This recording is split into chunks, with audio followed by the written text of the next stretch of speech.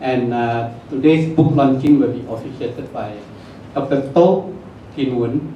And Toh Kin Woon used to be known as the conscience of Karakan, but today I think it's the conscience of the nation. Okay. So we'll get Dr. Toh to address the session. Thank you very much. Thank you very much, Soo Hyung, and thanks for those compliments, which I'm not sure I deserve. Wah Piow, Soh Lung, and friends, I feel extremely honored to have been asked to say a few words at this launch of two books. One, Smokescreens and Mirrors, Tracing the Marxist Conspiracy by Wah Piow, who is seated here, in case you have not met him, seen him. And the other, Escape from the Lion's Paw, Reflections of Singapore's Political Exiles, edited by Teo Soh Lung,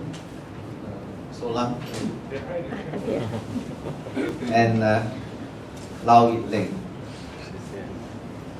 In this book, Smokescreens and Mirrors, Tracing the Marxist Conspiracy, Wah Piow rebuked the Singapore government's allegation and accusation made against him about 2.5 decades ago in '87, that he was the mastermind behind the plot to turn Singapore into a Marxist state.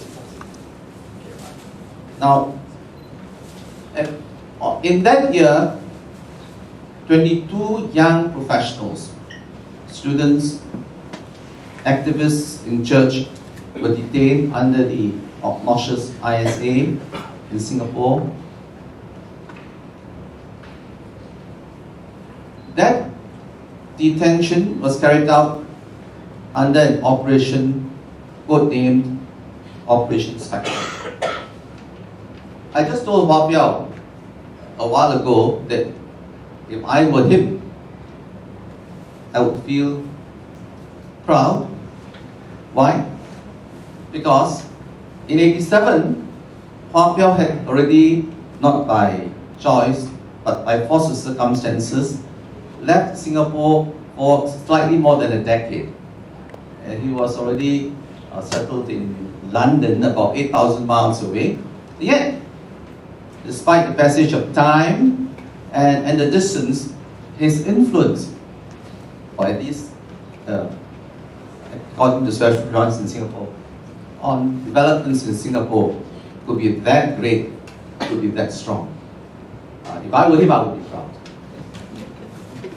Soh Lung's book,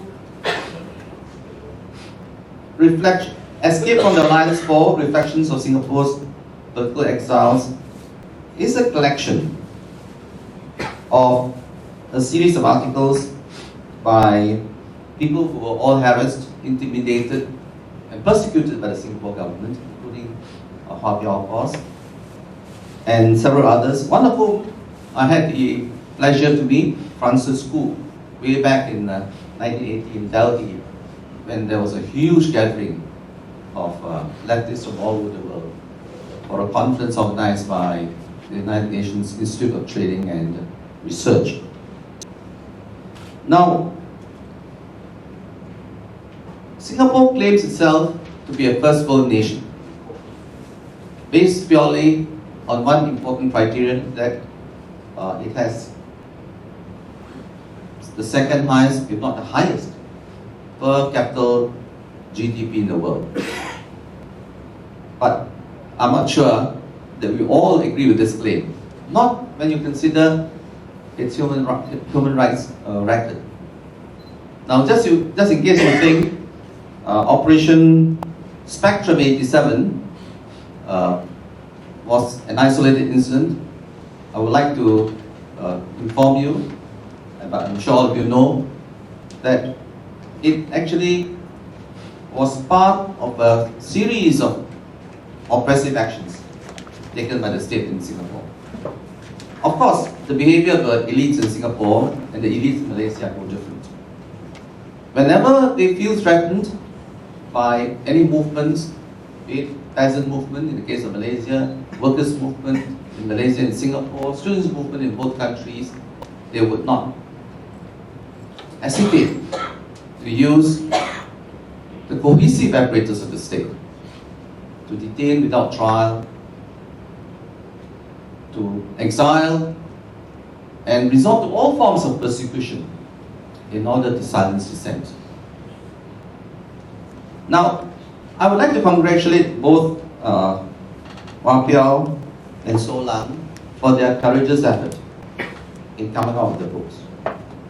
Their effort resulting in the publication of these two books is part of a struggle, part of a contestation, part of a challenge against the official narrative and the official position of the government of Singapore, the government of Malaysia on events that have happened. Now, I see that literature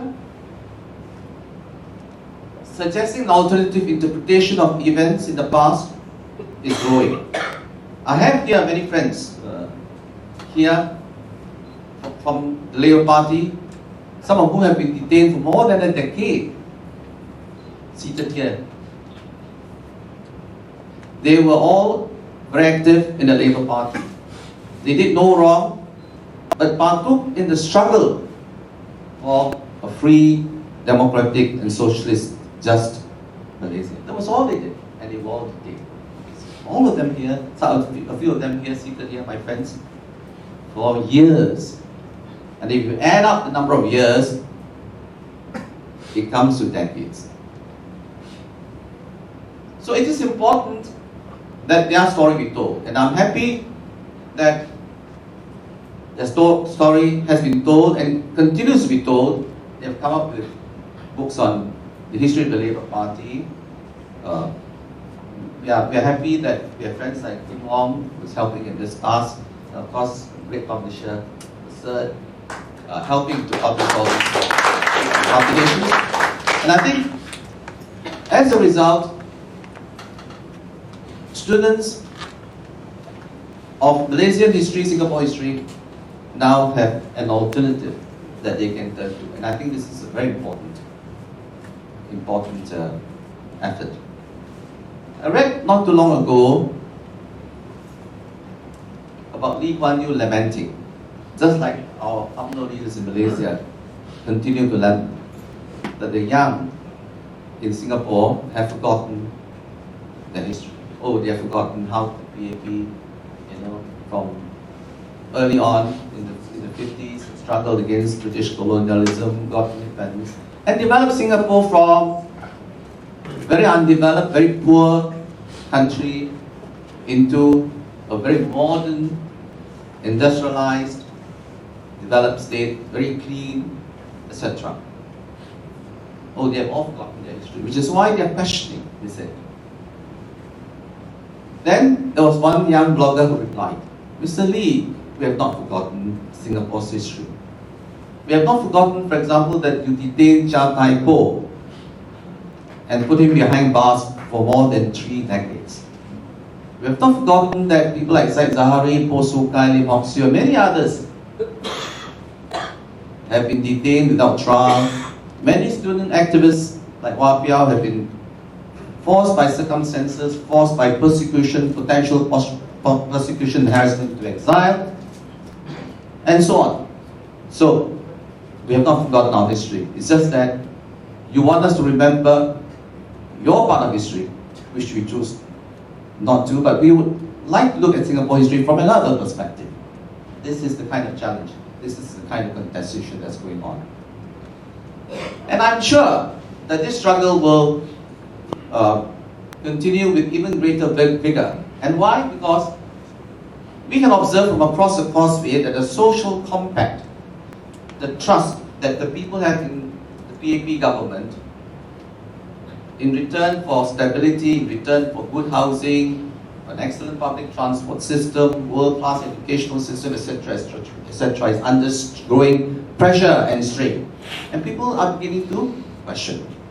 You might be interested to know, and this was told to us by a famous economist, that in Singapore today, there are about 350,000 to 380,000 citizens living in poverty. Then, the pressure coming from a huge migrant population is growing, and one of the most serious problems of all, the growing trend towards greater income inequality. I have been given to understand that real wages of the lowest 20% declined by 8% in the period 1997 to 2010, while those of the top 20% increased by 27% over the same period, causing a further widening in the income gap. So people now are not happy because of inequality. Because while Singapore has grown, while Singapore has developed, the bulk of the fruits of development have accrued to the top elites, with the poor and the middle class facing the pressure and the strains of an economy that faces increasing competitiveness and the cost of living are rising. So, the struggle will continue. The desire for greater justice will continue. And I have every confidence that people across both sides of the causeway will continue in their united effort to fight for a better, more democratic and just Malaysia and Singapore. Thank you.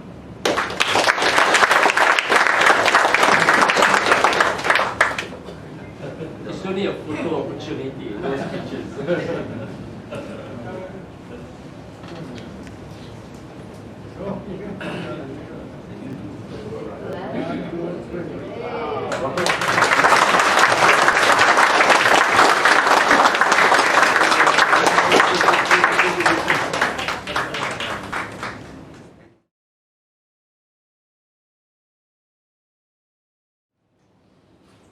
Alright, the next part of our program would be for the three speakers to come to the stage. Dr. Wong Chin Huat. Dr. Wong Chin Huat is a well-known civil movement activist in Malaysia. He is a political scientist by training. He serves as a steering committee member of PERSE 2. He campaigns for electoral reform, civil and political rights. He also writes political commentaries for Nut Graph, Selangor Times, Malaysia Kini, amongst many others. And the second speaker, Ms. Teo Soh Lung, can you please come to the front? Teo Soh Lung is author of the book Beyond the Blue Gate, published in 2010, and also today's book, Escape from the Lion's Paws. And a year earlier, Ms. Teo had a robust debate with the former Prime Minister, Mr. Lee Kuan Yew, over the Legal Profession Amendments Bill, which sought to further control the profession. And Ms. Teo is the founder member of the social enterprise Function 8 Limited, which aims to share experiences through talks and discussions, as well as publications. And the third speaker, Mr. Wah Piow, is a former student leader who was persecuted by the Lee Kuan Yew's Singapore government. He was jailed in 1975 on trumped-up charges. In 1976, he went into exile in the UK, where he now practices law. In 1987, Singapore accused him of being a Marxist mastermind, an allegation he refutes in his book, which is launched today, Smokescreens Mirrors. Tan calls for a campaign to restart, rejuvenate, and reclaim the constitution in Singapore. So we will let the speakers to talk, and the first speaker will be Dr. Wong, and each speaker will be given 15 minutes to speak. Is that good enough? I know Wah Piow can talk for the whole day. Okay, we'll do it 15 minutes. Okay. Dr. Wong. Thank you. It is a great honor to be here. It is a great honor to be here. Good afternoon, everyone.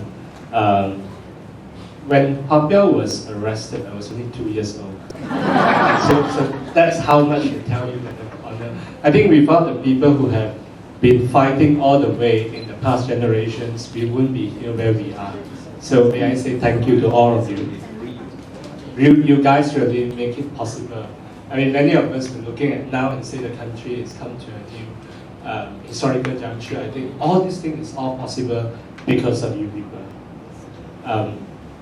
I'll speak interchangeably in English and Chinese. 华标被捕的时候，我才2岁，所以我觉得对我来讲，这是一个非常大的荣幸，能够跟华标跟Soh Lung一起在这边，跟大家分享一点看法。我觉得，今天我们看回去，没有各位在座上一辈长辈们的这个牺牲，我们今天不会走到这边来。In Wah Piaw's book, there's one part that when he was trial, he actually questioned the judge, and the judge gave a very stunned opinion and say that Wah Piow asked and say, "Aren't you interested in justice?" And the judge significantly answered and say, "I'm not interested in justice as far as you're concerned." That was very blunt. It was very blunt, but then you ask really, like, what was his crime? What was his offense? He was charged for rioting, supposedly. But I think what described his offense was really in his speech to his fellow students after his release. Just kidding.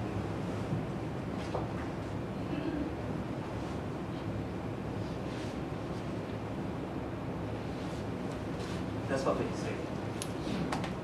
I was conditioned to have my eyes blinded so that I see no social evils, my ears plugged so that I hear no cries of the people, and in case I did see or hear some evil, my mouth was to be gagged so that I spoke no protest. I broke the rules altogether. I ripped the blindfold and saw the pathetic living conditions of neglected pioneers of Chinatown and the exploited workers of Zurong. I dug out earplugs and heard the voice of Sahari coming from behind prison walls. Finally, I took the decisive step to liberate myself. I spoke up. 在华标被审的时候，他曾经问那个法官，他说：“你难道不在乎整个司法公正吗？”那华标说，那个法官回答说：“如果对你来讲的话，我是不管什么司法公正的。”华标坐牢的罪名是因为他煽动暴乱，但是我觉得讲的最好的，他真正的罪名是他在被释放之后跟他同学讲的这一番话。他说：“我们被训练成，就是我被训练成说，怎么讲？说盖住我的眼睛，以便让我看不到社会上的问题，塞住我的耳朵，以便我听不到人民的哭喊，或者如果我看到了或者听到了这些问题，那我的嘴我会被蒙上，以便我不会喊出任何反抗。我破坏了这些所有的规矩，我拉开了我的眼罩，看到唐人街里前辈工人们非常不堪的这个生活条件，看到这个玉兰工人被剥削的情形，我拔出我的耳塞，听到萨哈瑞在监狱墙后传来的呐喊，最后我做出了最关键的这一步，解放我自己。我决定，我开口。To him, I think that's the entire crime. But that's basically tell us, to lead us to that questions of what kind of state we are in. And I can't help but to recall back what Thomas Paine said more than 200 years ago. The rebel who led to the formations of the United States today. He said, government at its best is but a necessary evil, as its worst and intolerable one. I think that's been the question that have been confronting us on both sides of the causeway. To what extent the evil is necessary and to what extent the evil is intolerable. For most of us here, we will see that as intolerable, but that's exactly what the state out there have been telling the people, the masses, that these are necessary. And the necessity they will justify mainly on two grounds. One, in the past, from the past till now, basically some Cold War, that if you do not have a strong state, then you'll be swept by the communist wave. And you'll be like Indochina and so on. And that's the line they use on Wah Piow and so on. And the other line that most of us, perhaps most of us in Malaysia would be more familiar, is the need to prevent ethnic riot. 美国的一个开国先贤 Thomas Paine 讲一句很重要的话，他说政府在最好的时候也不过是必须之恶，在最坏的时候是不可容忍之恶。马来西亚跟新加坡这两个国家，其实面对的我们面对的一直就是这样的一个问题：政府所做的各种恶行，到底是必须还是不可容忍？对我们来说是不可容忍。对外面，在外面，政府对人民一般的群众说的就是说，这些坏事，很多时候是无法避免的，必须要做的。因为他说，如果政府不采取强硬的手段统治这个国家，那么我们会面对两个问题，一个是共产主义赤化的危险，第二就是这个族群之间发生的冲突。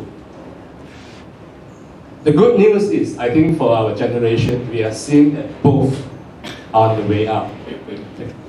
I mean, the Cold War has ended.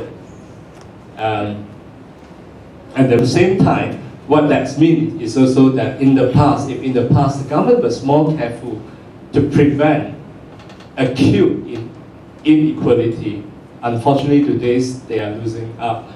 They are not paying as much attention as that. As Kin Woon mentioned just now, that in Singapore you have more than 300,000 living below the line of poverty. In Penang itself, I have seen my own eyes that you have a family of 9 squeezing in an apartment of 500 square feet, one room flat. All those things are happening before us. But it's no longer caught in that framework of Cold War that you're either with us or against us. And the second thing, if you look at Malaysia especially, after 43 years, we are overcoming the fear of each other. May 13 haunted the past generations and my generation. I was born 4 years after May 13. I grew up with reminders from my parents and everyone else and say, stay away from politics because it's not going to be good for you, it's not going to be good for the country. You better leave politics to politicians. But that's exactly how we get into the trouble we are in, how we get into the mess we are in today. But it's over. I think the specter of May 13 was stacked onto it that it died last year, last July 9, when 50,000 people marched on the streets of Kuala Lumpur in defiance of police violence, in defiance of the threat of riot. On that day, or for a month before that, the police arrested more than 200 people for either wearing yellow, raising flag, organizing, gotong royong and so on, because the word clean per se was a dirty word for the Malaysian government. The first and perhaps the only times in human history, the word clean per se was a dirty word. But that did not stop us. On that day itself, you have 1,667 people arrested. But the government immediately knew that they had to free all of them on the same day. The announcement was made immediately after the rally was over. Why? Because they know well the time has passed. The most striking story, most moving story of July 9, per se 2.0, was a scene where protesters were fleeing from the police. and you have Malay protester telling their Chinese counterpart and saying, "You run." And there were two versions of why did it happen. Why did this happen? The Malay asked the Chinese to say, "You run first, we'll cover you." And there were two explanations to that. The first explanation was that you guys are newbies. You never come to protest, you don't know what to do. We are veterans, so we cover you. The more dramatic version was that if there must be bloodshed today, let it be the Malay bloods, because we cannot afford a May 13. Now there were people who I was not privileged to be in that situation to hear that myself. But there were more than one people who have reported about that account. It was very real. If you go back to 43 years, you have people marching on the streets of KL, and if that crowd is predominantly Chinese, you're basically asking for trouble. But just last Sunday, some of you would be here with us. How many of you were there in KL last Sunday? Dr. Pa was there, quite a number of you. We were marching down Jalan Tunku Abdul Rahman, and you know that was just a stone throws away from Kampong Baru, where May 13 started. But you do not see, and you do not hear, you do not feel fear or hatred. It was an atmosphere of carnival.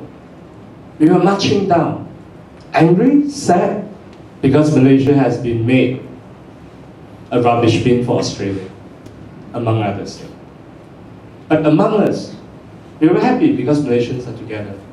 And there was a line coming out basically telling, if you look back into our history, what does that mean?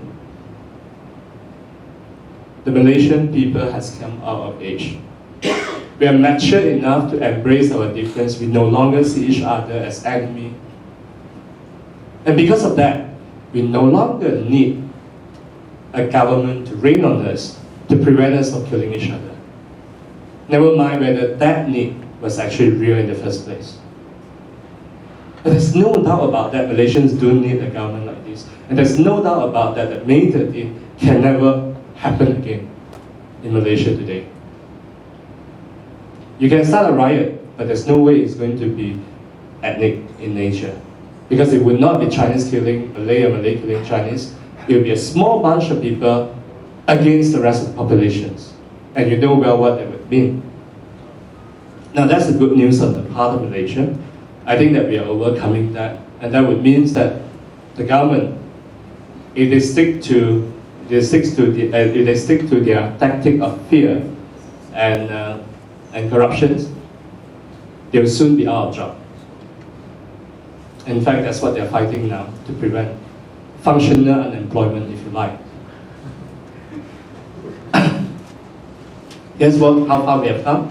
If you look back to the history of Malaysia and Singapore, it was actually an attempt, the partition, well, some people would call it the separation, or expulsion, depending on which position you take. The expulsion of Singapore from Malaysia was a government was a government strategy to prevent, if you like, unemployment, because to prevent the emergence of a two-party system. Like it or not, that was what LKY tried to do at that point. So what you see was a failed two-party system that ended up in two very successful one-party states. But all these things come to an end, at least in Malaysia.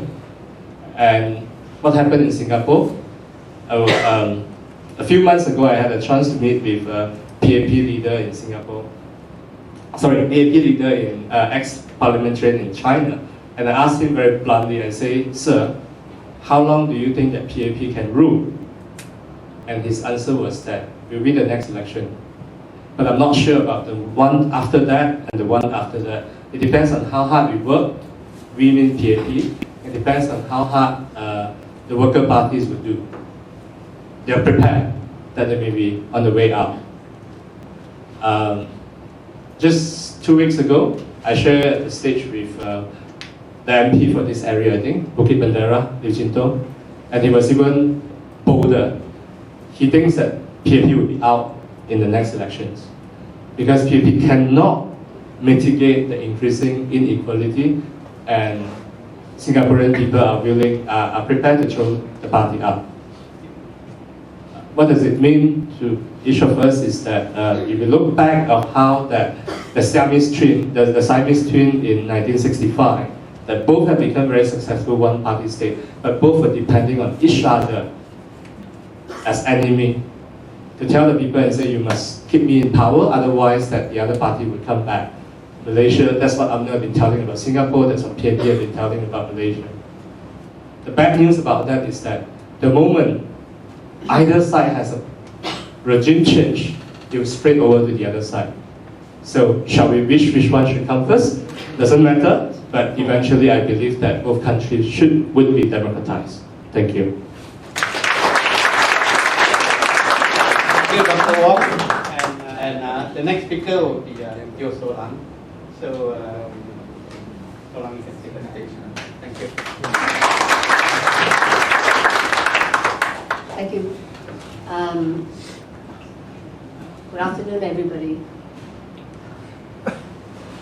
You know, whatever I wanted to say, Professor Toh actually said it all. So I don't need 15 minutes. I think maybe 5 minutes would be more than enough for me. I just want to say something about what Huat said. And he was talking about May 13 has ended. And also the ISA has also ended, right? In Singapore, we still have the ISA, although in the earlier times, the Singapore government had always said that if Malaysia abolished the ISA, Singapore would also do that. But after Malaysia had done away with the ISA, they came up and said, no, Singapore still needs the ISA. So we are very far back from all of you.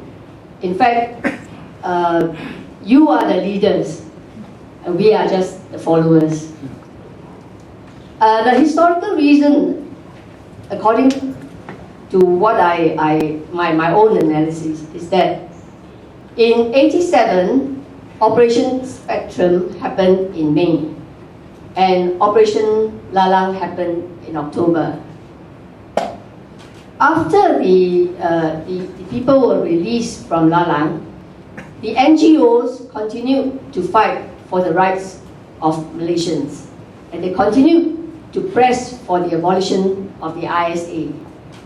But after the detainees came out from detention in 88, and the last one is in 1990, NGOs stopped working. And they slept, all the NGOs slept for 10 years. And only in recent times have they woken up, so they are very much following what is happening in Malaysia, what is happening in Bersih. And you can actually find young people coming up from Singapore and joining the crowd, trying to learn how to protest. But we are very far from garnishing any amount of any number. You know, in Hong Lim we had only a few hundred. So that's how far back we are. Now, actually the title that we're supposed to speak on was a prelude to the post-Lee Kuan Yew era. You know, Singapore is very fond of campaigns, one campaign after another. And now we are actually having the National Conversation campaign. Everywhere, you know, the MPs and ministers call Jerma, your Meet the People session, you know. They're meeting up with the Singaporeans, finding out their views, not because they are thinking of how to improve Singapore, but they're thinking of how they can survive the next general election and the next. And that's how they are working very hard. But recently, just before I came, there was an exhibition done by the Institute of Policy Studies. It's called PRISM. It's a PRISM project, and it was held at the National Library Foyer. It featured some of these films made by young people. And I sat there and watched. Quite interesting. The young people were talking about, the PRISM project is about a forecast of 1 decade ahead, 2022. And the young people were asked what they think will happen. I sat and watched a film, and it was very interesting because one of the things that they think will happen is that we'll be short of chicken meat, no? Food. So, yeah, they make films like that, but they have no solution. Then I went down to watch at People's Theatre, and the topic there was shortage of water. How do we deal with a situation like that? So the young people actually are thinking, what will happen to little Singapore without any natural resources, not like here in Malaysia where you have so much, if you're close up, you have still got farm to go and catch a chicken and eat it. But in Singapore, we are quite finished. So you are very lucky in a way. But you fought for it, and well, you all deserve it. Yeah. Today, ruling Singaporeans are not so easy because the young people have many things to say. And I remember the young people keep complaining about housing shortage and everything is so expensive. And the government tried their best. They did the research. And they came up with this finding announced by Tharman Shanmugaratnam, the Deputy Prime Minister. He told the young people, don't worry, you will have a very comfortable retirement time when it's time for you to retire. Straight away, I think one young man, a graduate from the Singapore Management University, said, well, you watch out what Tharman Shanmugaratnam said. He said you have a comfortable retirement, but he qualified it. He said, it depends on the individual responsibility and good job. So nothing to do with the government. You work your own effort and you have comfortable retirement. If not, then too bad, you will have to struggle. We don't have any social security. And so how are we going to survive?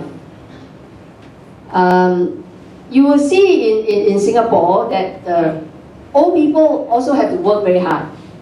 They clean toilets, you know. I don't see cleaners here who are old. But in Singapore, at the airport, everywhere, you see old people cleaning toilets. At the hawker center, they are keeping your plates and cleaning the tables. We all work very hard. So what happened, where the wealth has gone to, and Professor Toh did say that we have the poor, and they have to work until they drop dead. If they don't, they cannot survive. So this is a situation that we have in Singapore. We don't have resources. We have only casinos. Really, Huat said that we are more comfortable, we are rich. I'm not sure about that. The wealth distribution is quite bad, and maybe one day, maybe we have to beg Malaysia to accept us. I think that's all that I have to say. Thank you. Thank you, Soh Lung. So the last speaker for the day will be Wah Piow. Wah Piow, the time is yours. Thank you, Sri Yong. Thank you for coming. In my wildest dream, I would not have thought 40 years ago that I would be in this room in Penang, where two of my best friends then, and also architectural students, Chia Yong Tai and Chua Chong Lai, would both be attending a talk addressed by me. Because we were then equal doing our architectural work, and when the moment came for us to participate in student activities, it was as though there was no tomorrow. A day, 24 hours was too short. In fact, both of them did manage to do as much as they could with the architecture. Despite that, they had to be chucked out of Singapore. And at the time, we did not believe that we will ever grow old. Today, we have age.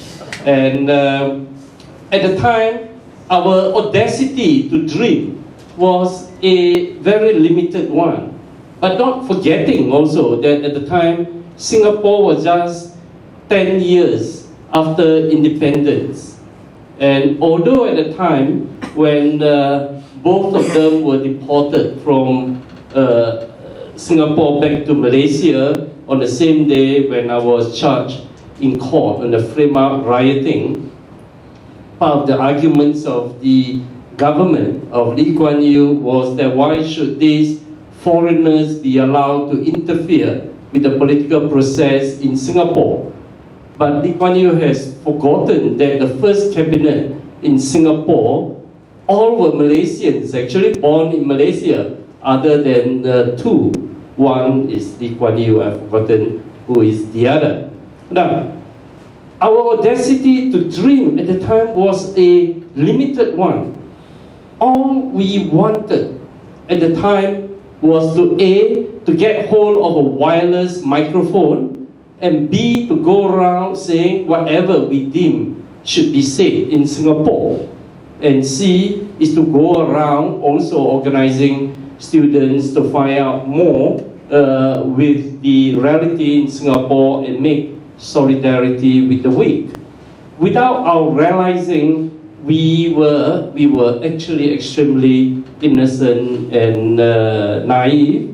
The term that I would use was the university was a soft belly, because the Singapore Student Union itself was a creation of the statute. So we have a structural right to academic freedom. We had a structural right to carry out our activities. Better still, we have lots of money. Money was never a problem, because every student who comes to University of Singapore Student Union, to the Singapore University as a matriculated student, have to pay a fees, and that fees automatically, percentage of it would go as fees for the student union. So there was never problem with fees, never problem with the facilities, and that was when the authorities realized that somehow we have managed to use our constitutional rights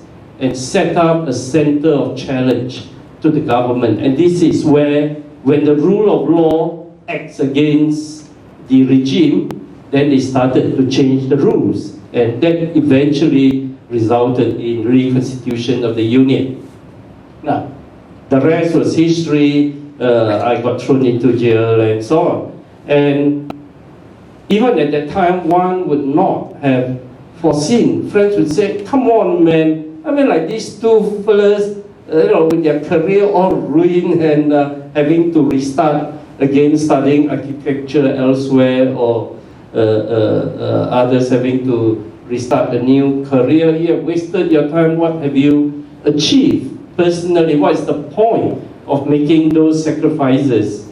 Now, at that time, we could not see even the impact of what we did, but it's only in later years, and even in the last few days, when we had our book launch in Kuala Lumpur, where the audience was about twice this number. Of course, it's the biggest city, and no disrespect to Penang. But it's quite interesting that some of the people who came were, they were in there was someone who came from Singapore who was in the primary school at the time when he heard about I was having a talk. Then he flew all the way to Kuala Lumpur. Someone that I do not know. He's not someone who is from any political parties. There are a number of Malaysians who turned up at the Kuala Lumpur talk, who read it in the Chinese papers, because there was quite a bit of publicity in Hsinchu Jippo. And when in the 1974, during my trial, there was 47 days. The trial went on for 47 days.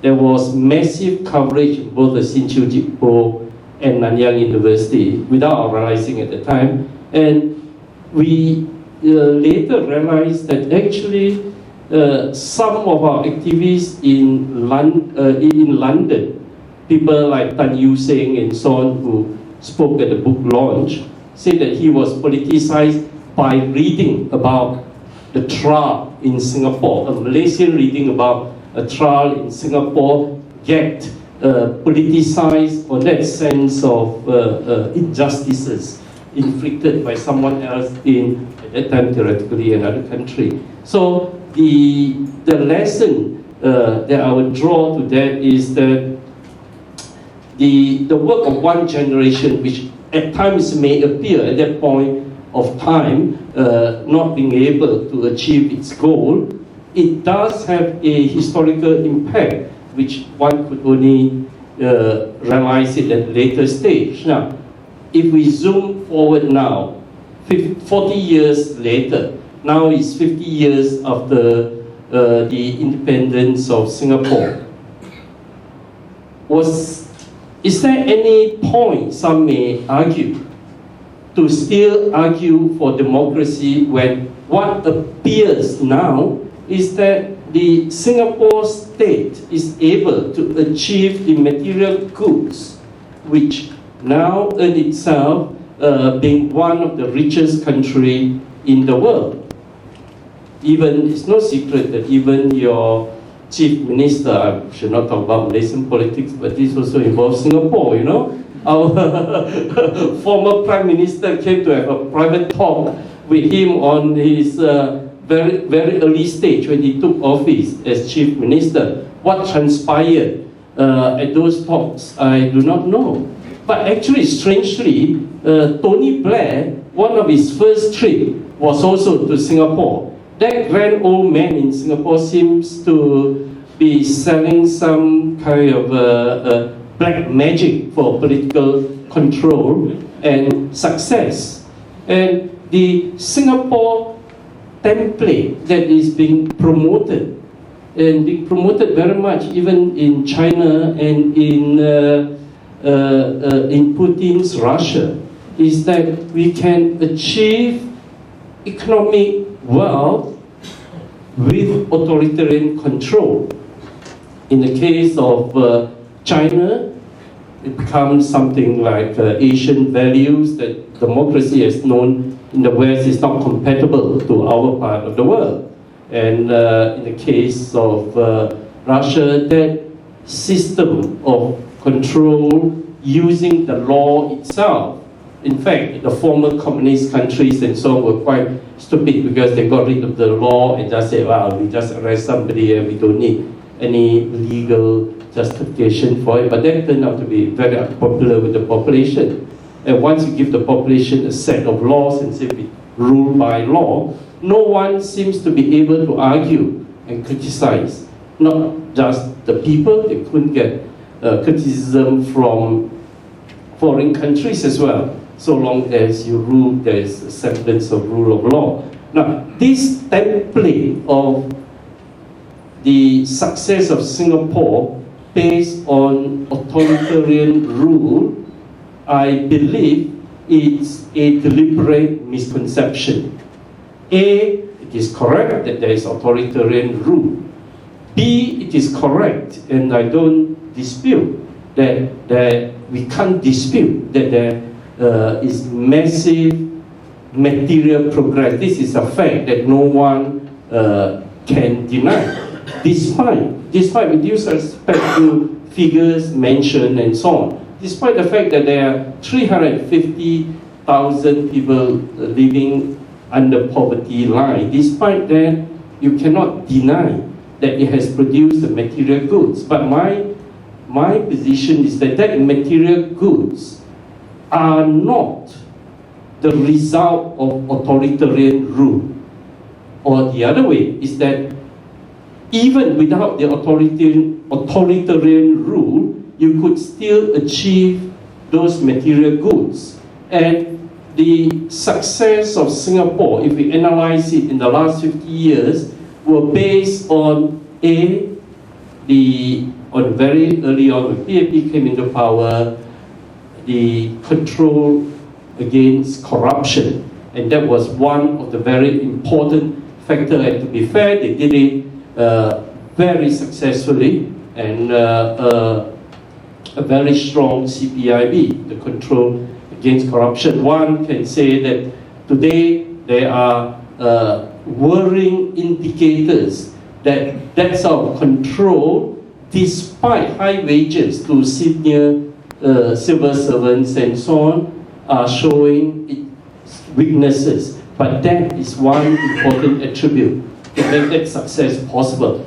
The second area is housing, which they were able to house 87% of the population in public housing. Again, those, even ourselves, were critical of the public housing policies and so on, but by and large, one can say that that created the structural basis for future industrialization process and so on. And the third factor is education. No doubt many in this room, or those who are Chinese educated, would be very angry with Lee Kuan Yew's policy of eliminating the Chinese education in Singapore. But put that aside, put that question of Chinese education aside, that determination of creating an educated working class in Singapore helps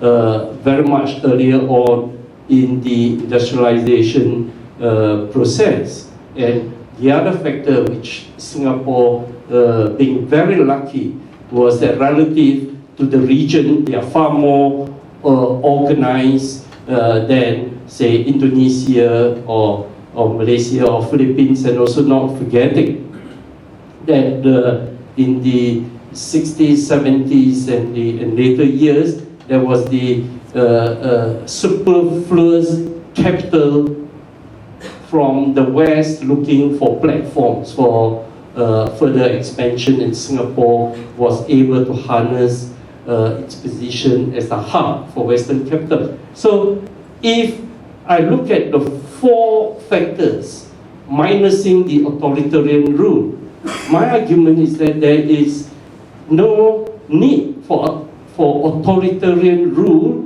if any country can have those four factors and manage it carefully. The counter-argument is always that without authoritarian rule, with opposition parties in an adversarial system and so on, things would not work. But if we move that situation of Singapore, 50 years ago, the template was that our goal, the holy grail, was material growth. Our holy grail was to create housing, create universities, create jobs, and so on and so forth, create wealth. They were able to sell that template to a population. And we have to accept that in that process, the PAP was voted in. We may disagree with the election process being unfair with ISA and so on, but by and large, about 10 or at least, maybe at least 5 out of 10 would, with various degree of enthusiasm, support the PAP. And that's why the opposition, for whatever reasons apart from ISA, was unable to make any effective challenge because of that success story that the PAP was able to sell to the population. But 50 years later, we are having a completely different population base. The population base in the last 50 years was based on those who, like our parents and so on, who were experiencing poverty, who were illiterate, who could not see social mobility and so on, so they could see things progressing. But 50 years later, as of now, the younger generation has a different expectation. They take as is state that it is a successful modern global society. Their comparator, their comparison would be United States, would be Europe, would be Japan, would be Korea, would be Taiwan and Hong Kong. And what justification can there be that we cannot use the political template for democracy, for a more liberal society in Singapore? In the last few years, they pushed very hard the notion of Asian values. But Asian values is not something that makes any sense in terms of Asian values equate to authoritarian political control. Take the example of Japan. Japan is still a feudal society in terms of cultural practices, both in industries and in the family and socially, but it still has a political structure. Korea and Taiwan are even more interesting examples where they had a period of military rule, strong men ruling the country. Then there was a period where those were then replaced through the electoral process one way or another by the opposition, who themselves strengthened the democratic and legal structures such that they themselves got thrown out. So both countries passed that two-term test where the incumbent was overthrown by an opposition who later formed government and they themselves get replaced. And this is where, compared to our time, when I was in the university, that was 40 years ago, and now things have shifted to the point where the comparison is no longer that we will end up like Vietnam or whatever. The Cold War fear of the domino theory, the Cold War fear that the moment we have democracy, the communists will come around, no longer is a viable proposition. And it was then, I believe, that in 1987, when that was the last chance saloon for Lee Kuan Yew trying to use the communist bogey. In fact, in 1987, by that time, the Singapore government was already aware that the Communist Party, the bogeyman, the Communist Party, real or otherwise, was already winding up. Their operations, the radio has already stopped broadcasting and so on, and by 1989 there was already the laying down of arms. So why in 1987 suddenly Lee Kuan Yew felt the need to create this Marxist conspiracy? And it was the last excuse to use a Cold War template to eliminate a whole generation. That generation of political activists, like earlier the tribute to Teo Hong Seng, the political activists who were politicized from the 70s onwards, who had political working experience together and so on and so forth.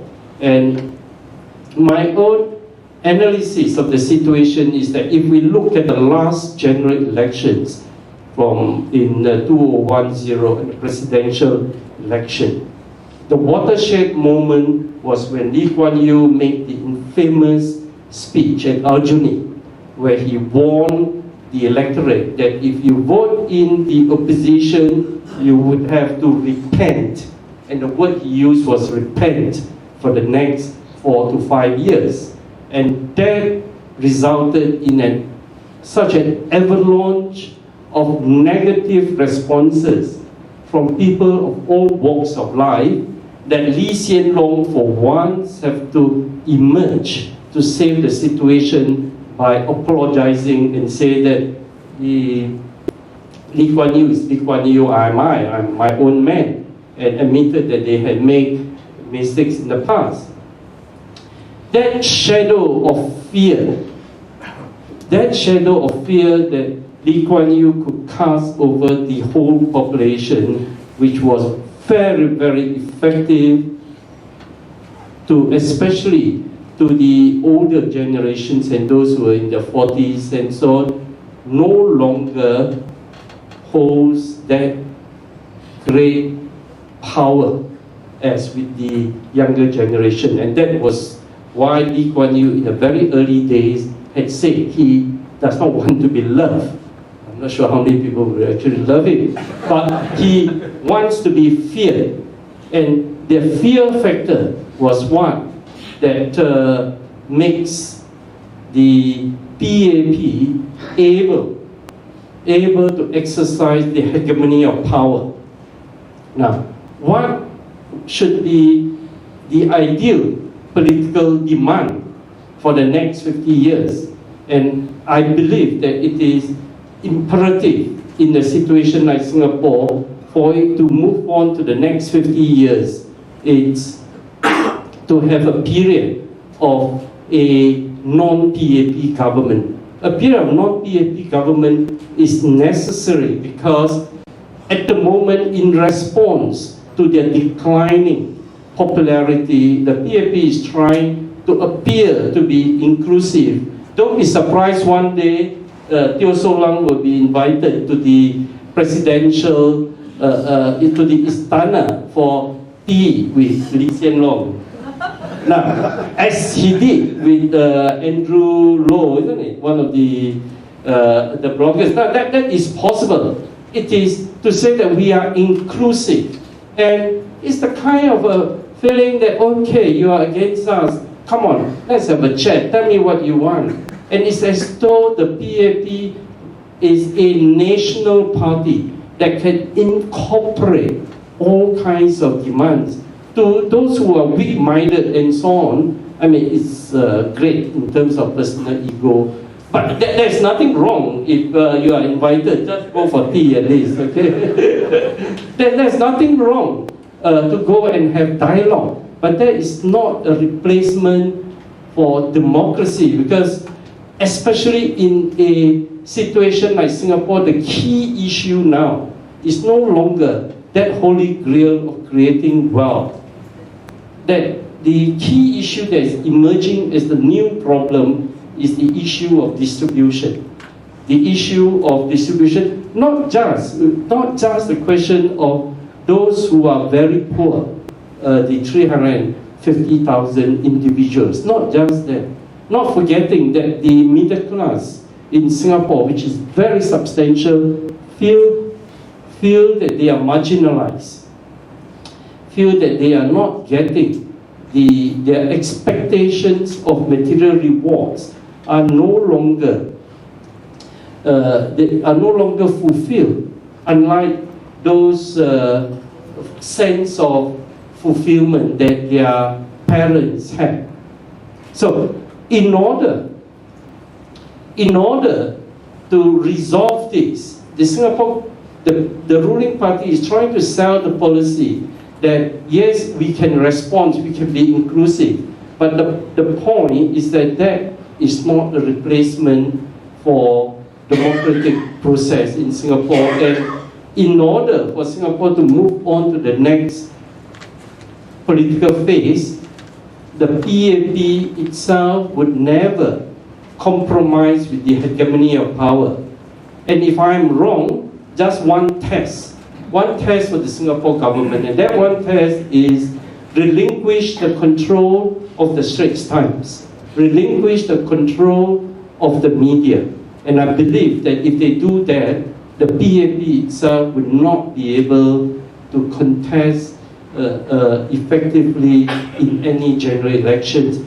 Part of the reason is that now there are many professionals who are emerging to identify with the opposition parties by way of giving inputs to them, like SDP. I believe there's a bunch of 10 doctors who help formulate policies, alternative policies on health, and it is of such quality that the government could not effectively even try to undermine. The same with other senior civil servants or retired civil servants who are also emerging. So in a way, it is a nation in that process of transformation, and of course we never wish ill even to our political opponents, but when the man is dead and buried, then probably that momentum for change would be greater, and the kind of momentum for change